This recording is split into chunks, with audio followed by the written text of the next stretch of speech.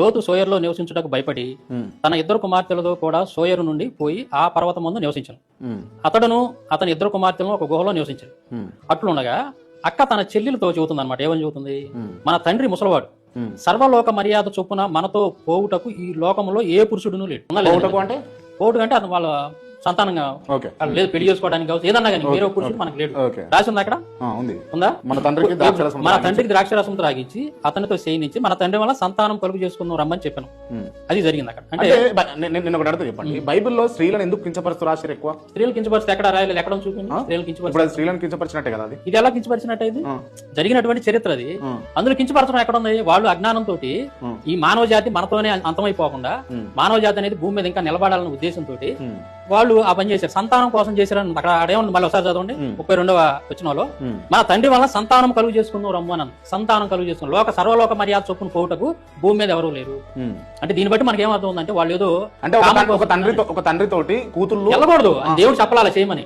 దేవుడు చేయొద్దు అన్నాడు. పవిత్ర గ్రంథం అంటారు కదా, లేవికాండం 18వ అధ్యాయం ఏంటి? దేవుడు ఏం చెప్పాడు? ఇది పవిత్ర గ్రంథం. పవిత్ర గ్రంథం ఎందుకు రాశారు అది? ఎందుకంటే ఏది రాశారు? జరిగిన చరిత్ర.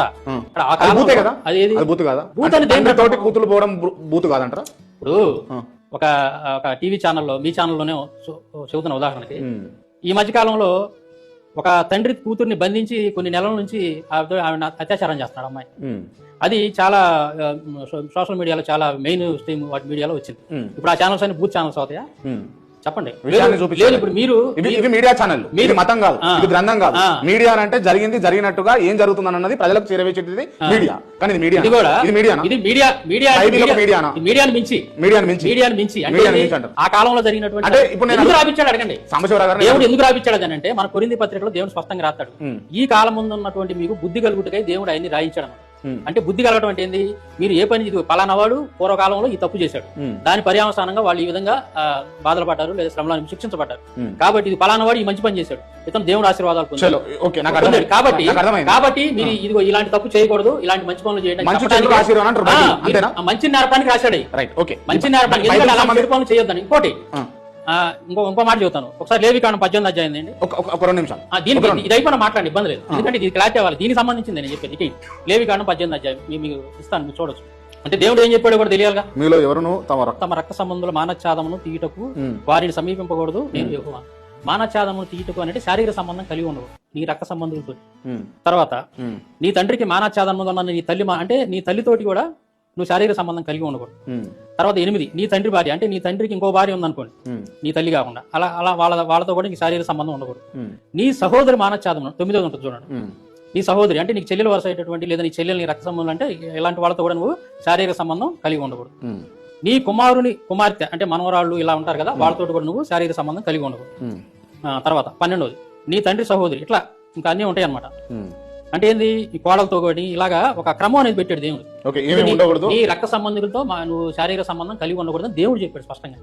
మరి ఇది ఎలా బుద్ధి పుస్తకం, నువ్వు ఎలా బతకాలో ఎలా ఉండాలో దేవుడు స్పష్టంగా చెప్తారు. జరిగినటువంటి చరిత్ర అది కూడా ఎలా జరిగిందనంటే, ఇది మనం ఎలా పోయిందంటే జనాల్లో పోయేసరికి సహజంగా ఏమనుకుంటారంటే, తండ్రికి ద్రాక్షారసం దాపించి కూతురు ఎలా చేశారంటే వాళ్ళు కామంతోటో లేదంటే వాళ్ళ శరీరాశితో చేసినట్టుగా అది జనాల్లోకి వెళ్ళిపోతుంది.